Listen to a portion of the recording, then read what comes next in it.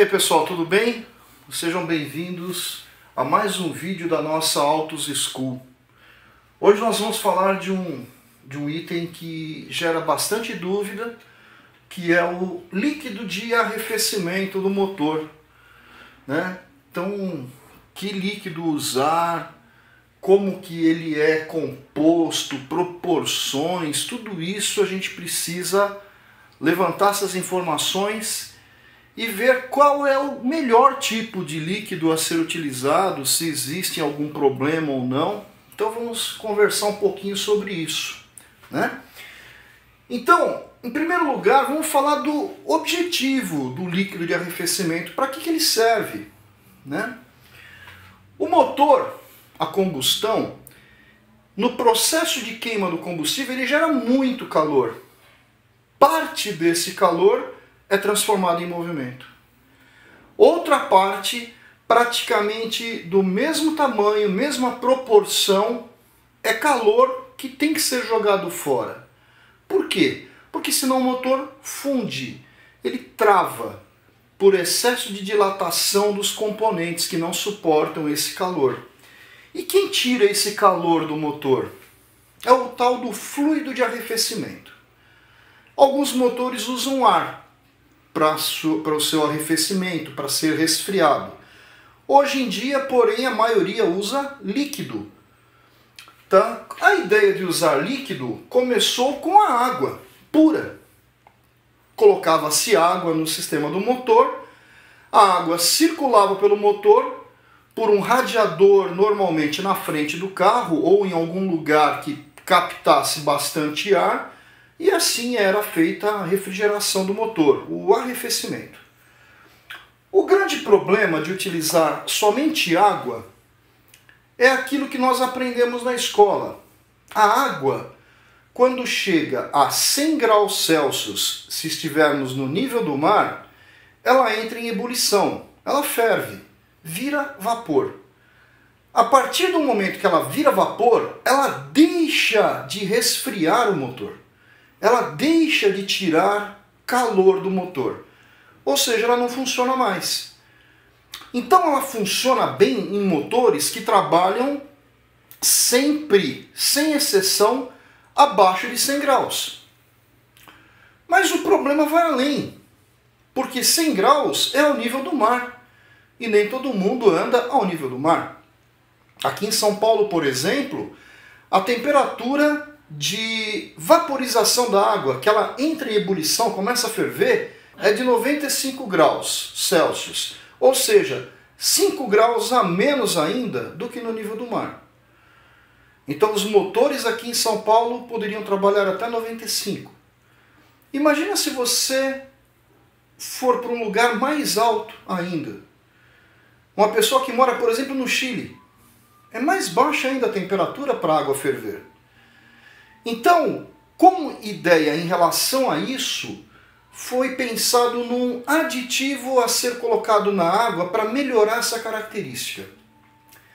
Existe num outro aspecto, num outro ponto, o problema de que a água congela a 0 graus Celsius, também ao nível do mar.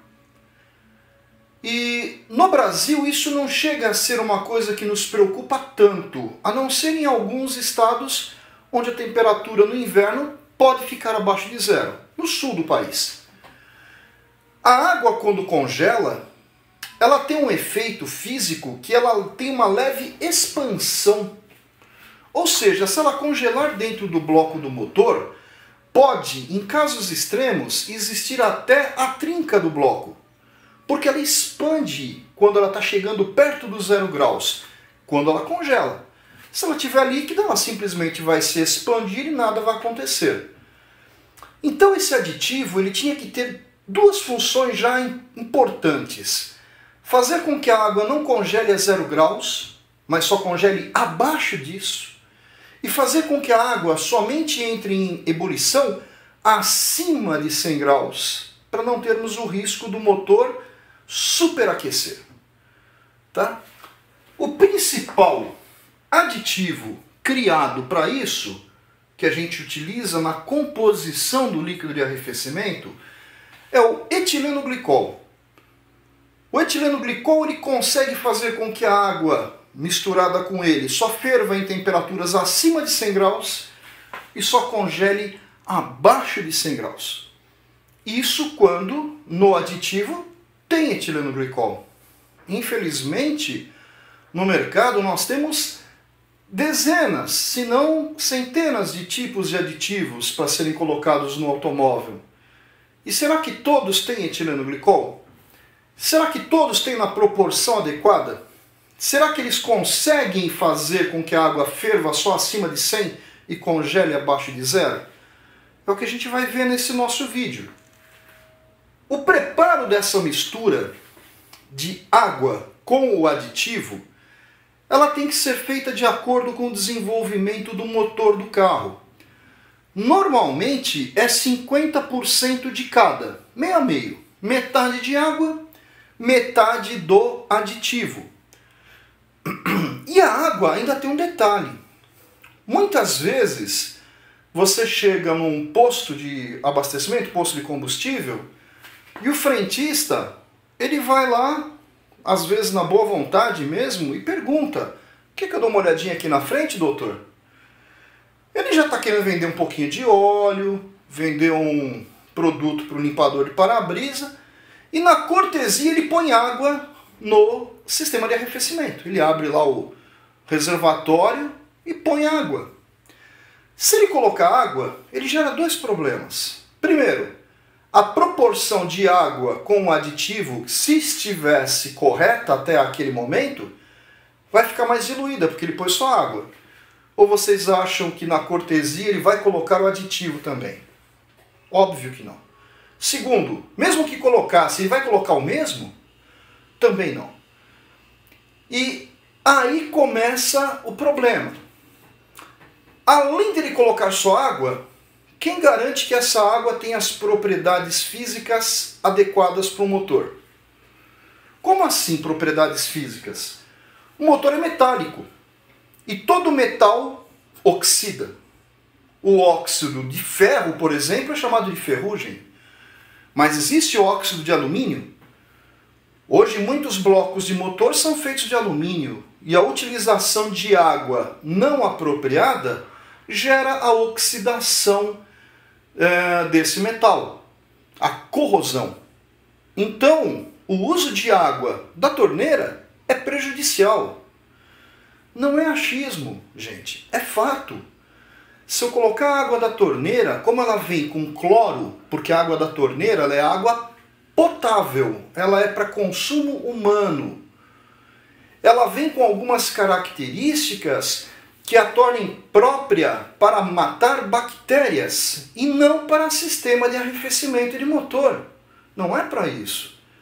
A água que deve ser utilizada no motor é uma água isenta de sais minerais. É uma água pura, somente água mesmo. O nome mais comum dessa água era água destilada. Esse era o nome correto, que ela foi obtida através do processo da destilação.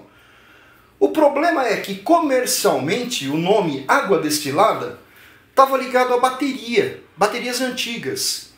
E existiam muitas empresas que vendiam água destilada, que na verdade também não eram destiladas.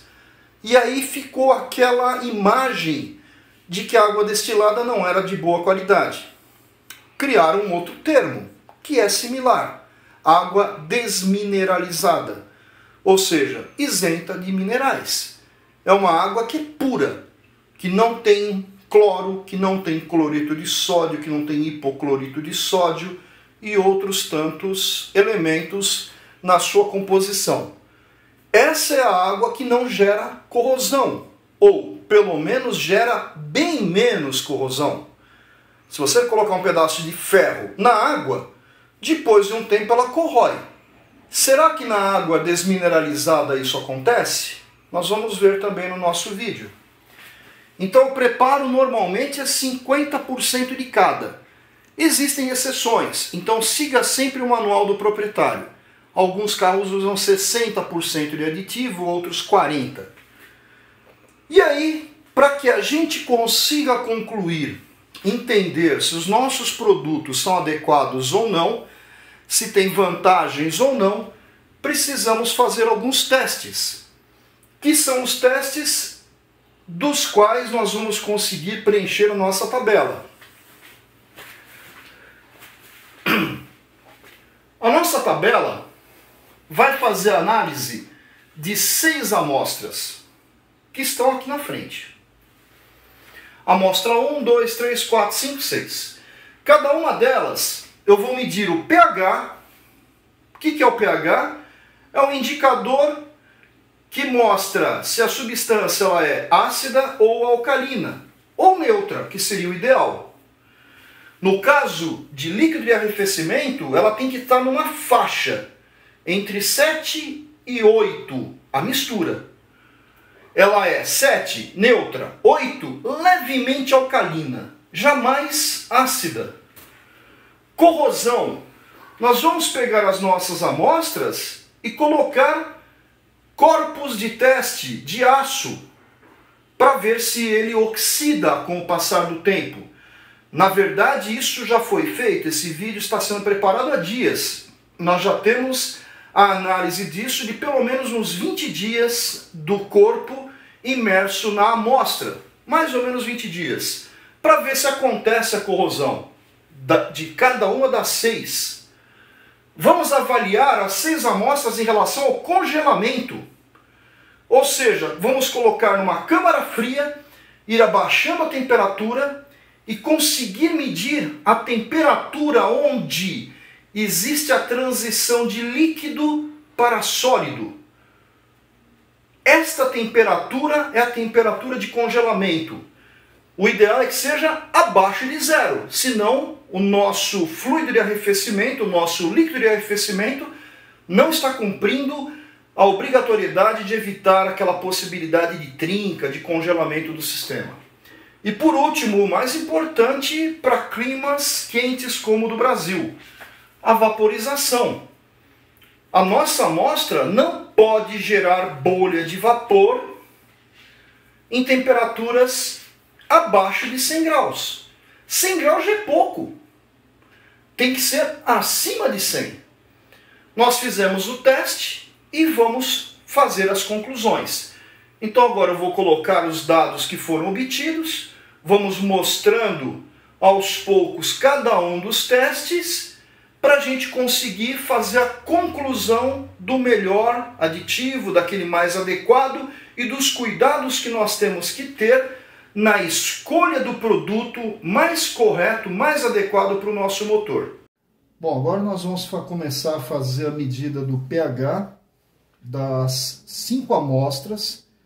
O pH ele nos mostra uma tendência dessas soluções serem mais corrosivas ou menos, assim como a condutividade delas. E a condutividade tem a ver com corrosão.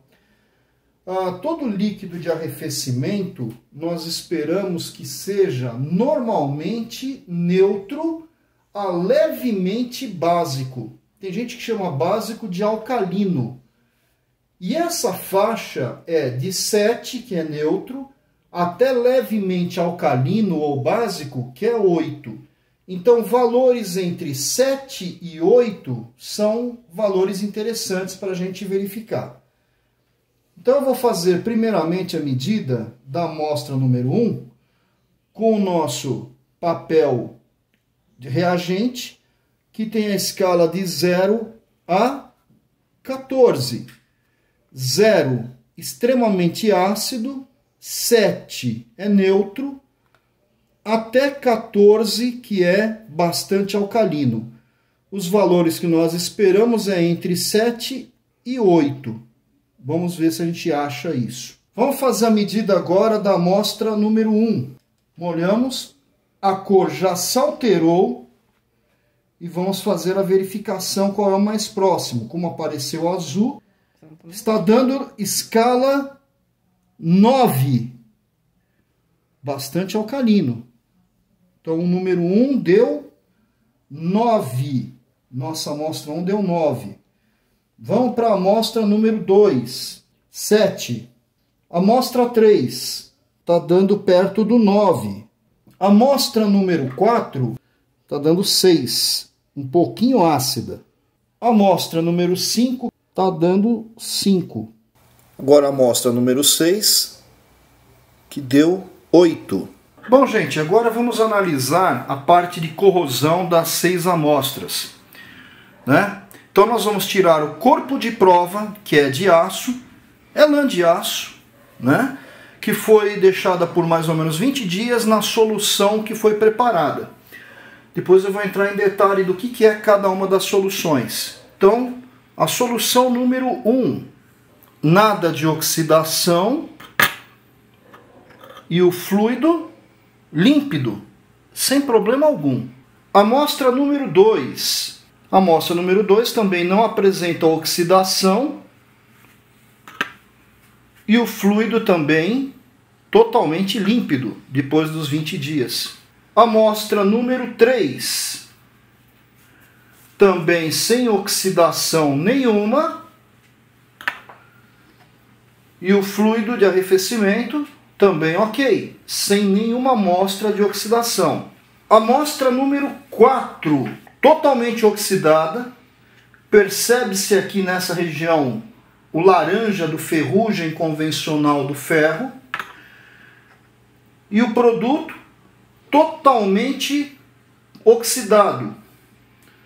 Mostrando mais perto, a gente consegue ver aqui no fundo o material. Dá até para a gente dar uma mexidinha para ver a coloração, mostrando que é bem diferente dos outros. Totalmente deteriorado. Amostra número 5, também totalmente oxidada, com uma cor um pouco diferente, na verdade mais profunda do que essa anterior, que nós tínhamos até uma região que parecia que não estava tão enferrujada. Está enegrecida, bem pior. Vamos dar uma mexidinha para ver também a coloração do fluido, também totalmente escurecido, totalmente cheio de óxido aqui, bem mais escuro do que o anterior. Nossa última amostra, sem nenhuma oxidação e o fluido também totalmente íntegro, ou seja, das nossas 6 amostras, 2 apresentaram oxidação, uma mais forte que a outra. Então nós vamos lançar esses dados também junto com a nossa tabela para tirarmos as conclusões. O líquido de arrefecimento número 1, e a gente nota que é uma temperatura muito parecida com a de água pura, perto de 0 graus. Ela varia um pouquinho em função do próprio sensor, mas ela chegou a dar 2 graus Celsius, que é o que a gente vai considerar nesse caso. Estamos agora fazendo a medida da temperatura de congelamento da amostra número 2. Nesse caso é um produto que já vem diluído e ele tem 50% do aditivo com 50% de água desmineralizada. A temperatura ela ficou um pouquinho diferente do outro, ela chegou a ficar em 0 graus. Também é uma temperatura um pouco fora do que a gente esperava um valor bem negativo para ter uma proteção anti-congelamento. É um pouquinho melhor do que o número 1, que era o verde, porém ainda está fora do desejado. Estamos agora fazendo o teste na nossa amostra de número 3, que é um produto orgânico, ou seja, teoricamente é etileno-glicol, metade dele, metade água desmineralizada, e é o primeiro que aparece realmente uma temperatura de congelamento negativa, por volta de menos 1 grau Celsius. Ainda é pouco, mas pelo menos já está mostrando alguma coisa nesse sentido. Agora estamos vendo a nossa amostra número 4, que é água desmineralizada pura, sem aditivo nenhum. E como é água, nada mais lógico que dê 0 graus Celsius como temperatura de congelamento desse líquido, que é a água. Então está tudo ok, está tudo medindo corretamente. Essa é a nossa amostra de número 5. água direto da torneira, ou seja, ela não teve nenhum processo para retirada de minerais, de íons ou de qualquer sal mineral dissolvido.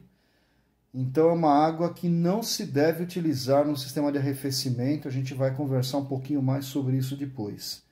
E a temperatura de congelamento dessa água também é muito próximo de 0 graus, ela está variando um pouquinho, agora está dando 1 grau negativo, mas é o esperado para a água mesmo. Essa é a nossa amostra de número 6 e a temperatura ficou em menos 13 graus, e mesmo sem congelar. Ou seja, na verdade é abaixo de menos 13. A nossa amostra número 1, nós colocamos 150 ml do aditivo, mais 150 ml de água desmineralizada.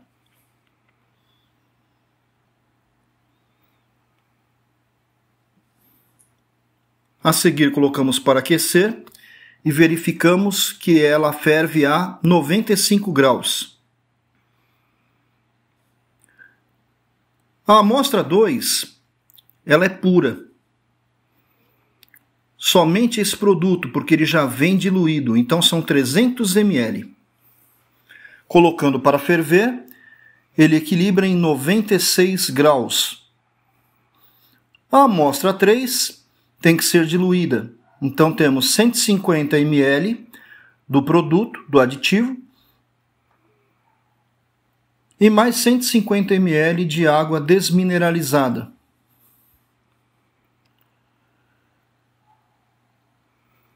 Colocando para aquecer, ele fica em 95 graus.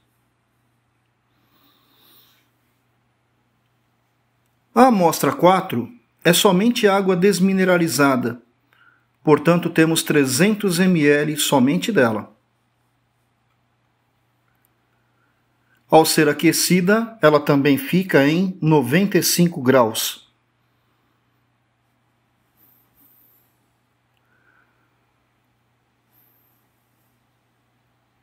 A amostra número 5 é a água da torneira, ou seja, ela também possui sais minerais dissolvidos. São 300 ml. E ao ser aquecida, fica em 95 graus.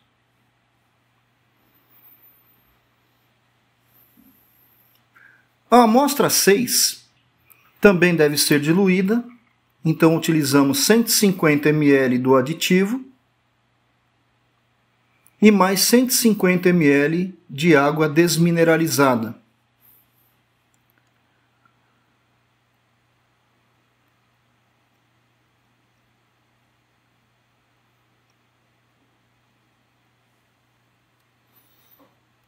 Colocamos ela para aquecer e ela continua subindo além dos 95 graus, chegando a 103 graus.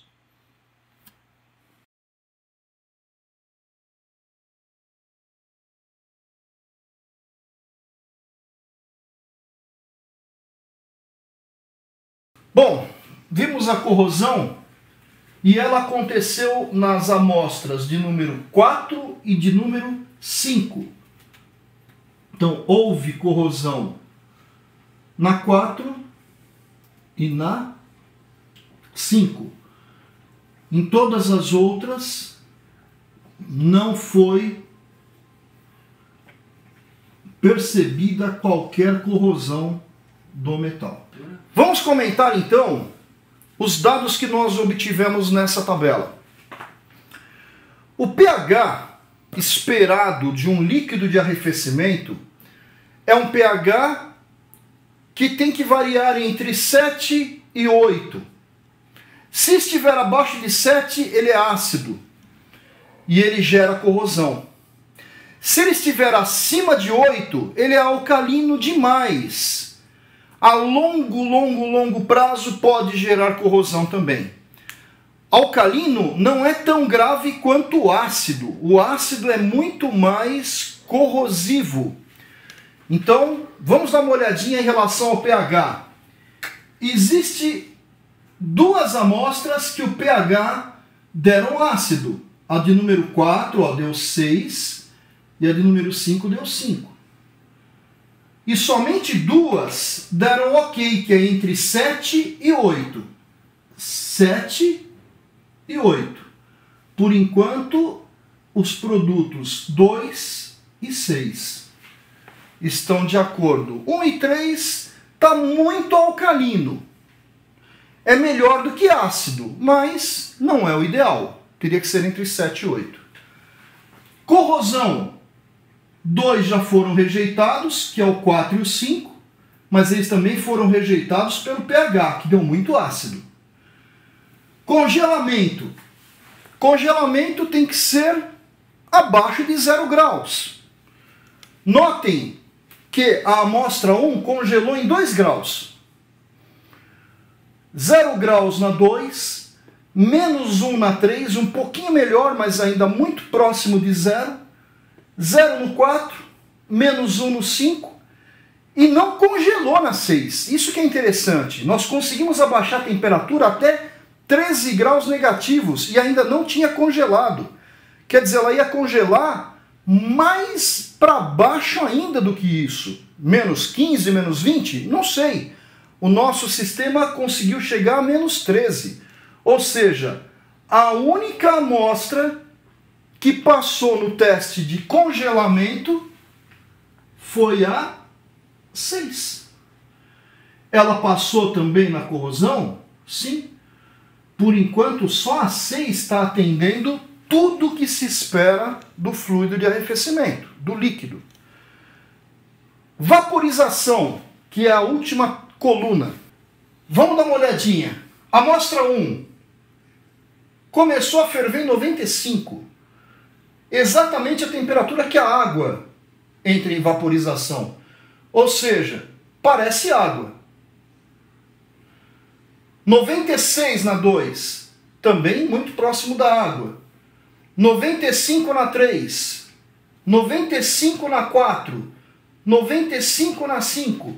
Notem que da 1 até a 5, todas as amostras se comportaram exatamente como se fosse água para vaporização. Não quer dizer que era água, não.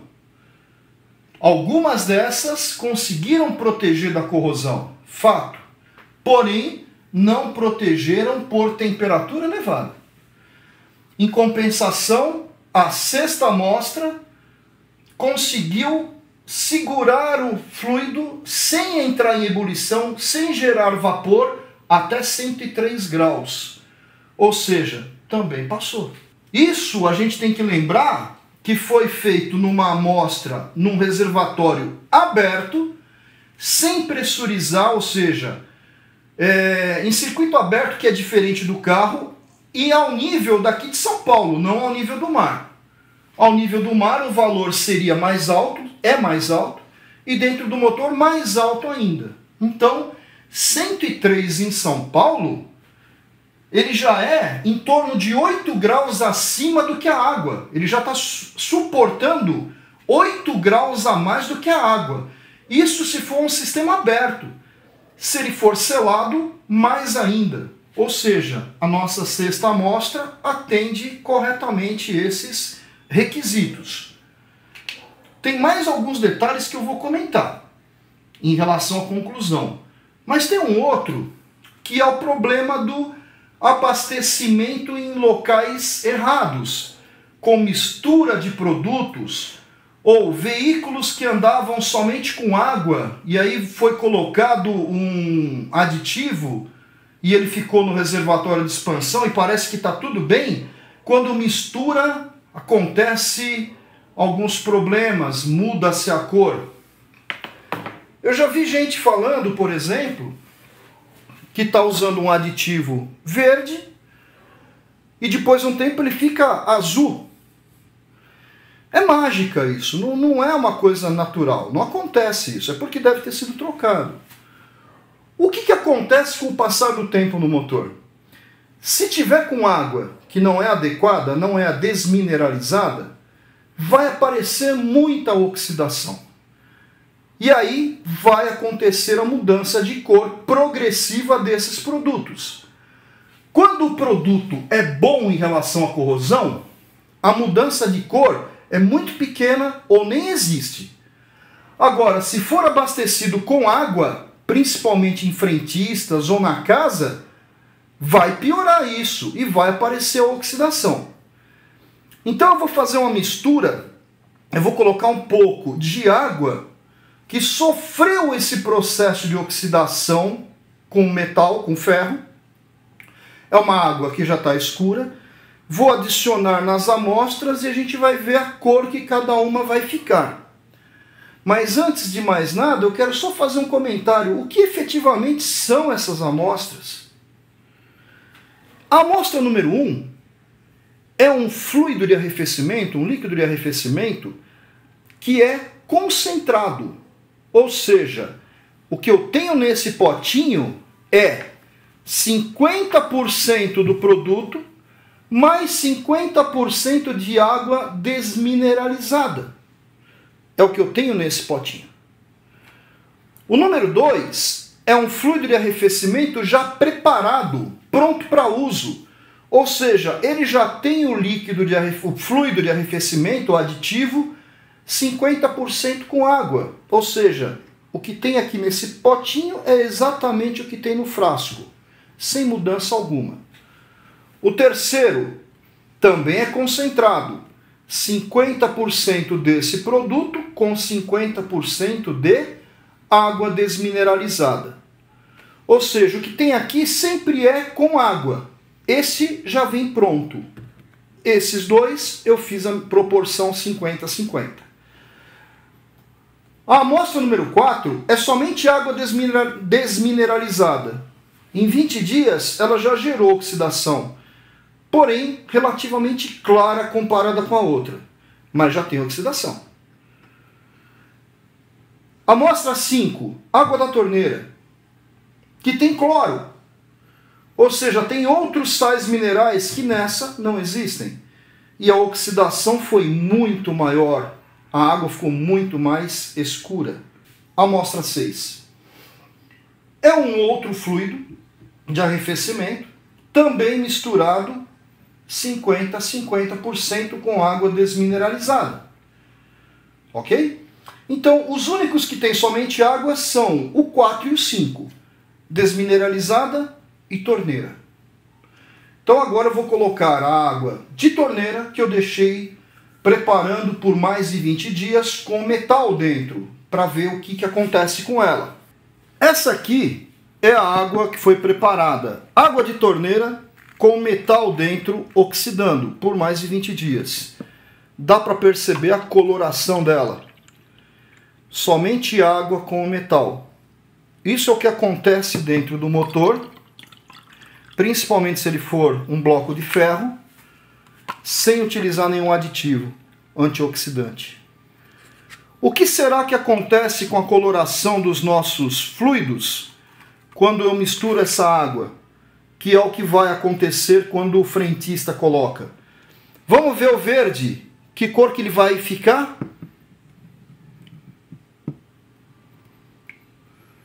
E olhem que eu não coloquei tanto. Ele praticamente sumiu a cor, ele ficou escuro totalmente. Ficou azul? Não, não fica azul. Vamos ver a amostra 2 agora, que é da cor vermelha, ver o que acontece com ela. Ficou meio roxa, mas ficou escura. Não ficou azul também? Vamos ver a amostra 3. Também escureceu. Vejam que sempre a cor que está prevalecendo é da água oxidada. Bom, água desmineralizada, colocando essa água da torneira, vai escurecer mais ainda. A amostra 5 já era a água da torneira, com mais água da torneira. Nossa última amostra, número 6, também vai escurecer. Vejam que todas, assim que foi adicionado a água oxidada com ferro, todas mudaram de cor, escurecendo. Elas vão tomando uma cor perto do ferrugem, meio marrom, jamais azul, como muitas pessoas já me comentaram em algumas situações. Elas ficam ainda com um pouco do tom do produto original, até porque aqui o produto é novo, tem poucos dias, mas ele vai sempre escurecendo. Isso, com o passar do tempo no carro, vai ficar 100% na cor dessa água suja, ok? Muito bem. Então, em relação à mudança de cor, acredito que não existe mais dúvida. Se houver a contaminação por água de torneira, que gera oxidação, e nós vimos nas amostras aqui, ele vai escurecer, vai ficar tendendo a uma cor marrom, cor de barro às vezes, depende um pouco do que está misturado lá, mas ele vai escurecer, tá? Isso é em função dos óxidos, do fato da água de torneira não ser desmineralizada e gerar a corrosão. Conclusão. Agora que a gente tem que prestar muita atenção aqui. Um produto, que é o número 6, que foi o último que nós fizemos o teste, nós fizemos porque os valores obtidos nos anteriores não estavam 100% de acordo com o que a gente esperava, né? O produto 1, o 2 e o 3, nenhum deles apresentou corrosão. Ótimo. Eles fazem o papel de evitar corrosão. Perfeito. Porém, 1, 2 e 3 não fizeram o papel de evitar o congelamento. E também não fizeram o papel de evitar a vaporização. Um deles, que é esse, vem uma observação atrás. O único que veio, os outros dois não. Uma observação sobre a norma ABNT 13705. O que essa norma diz? Essa norma ela fala sobre as condições de congelamento e vaporização do fluido, da mistura 50-50. Então aqui está escrito que ele, vou ler o trechinho, este produto não atende à norma ABNT NBR 13705. Eles estão sendo honestos, não atende. Realmente não atendeu. 3, né? Não atendeu.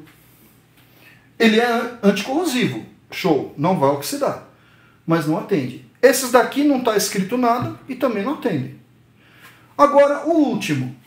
O número 6. Especificações. A primeira que aparece, ABNT NBR 13705. Ele não só atende, como está escrito que ele foi feito de acordo com essa norma. E deu certo? Sim. Então eu não estou aqui para fazer propaganda de líquido de arrefecimento. Longe disso.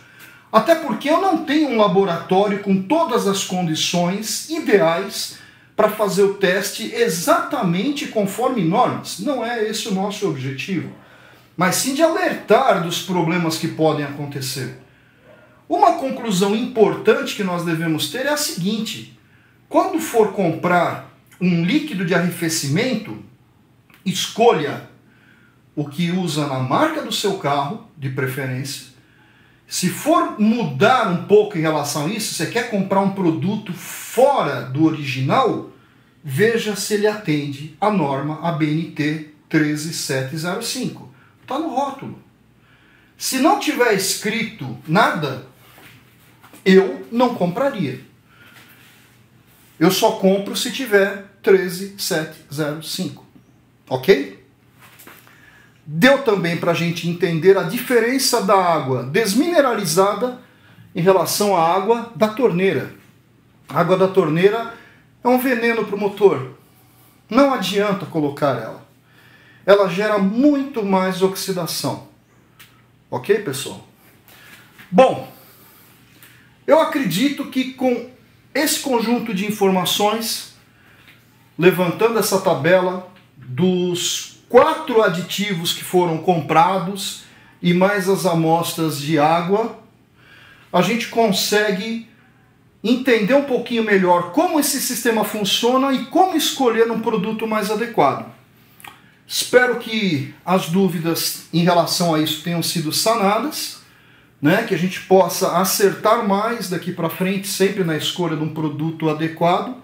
Não esqueçam da norma 13705 da ABNT. Espero que vocês tenham gostado do nosso vídeo líquido de arrefecimento. Não esqueçam de se inscrever no nosso canal Autos School e clicar no sininho para receber as notificações dos novos vídeos. Valeu aí, pessoal. Obrigado.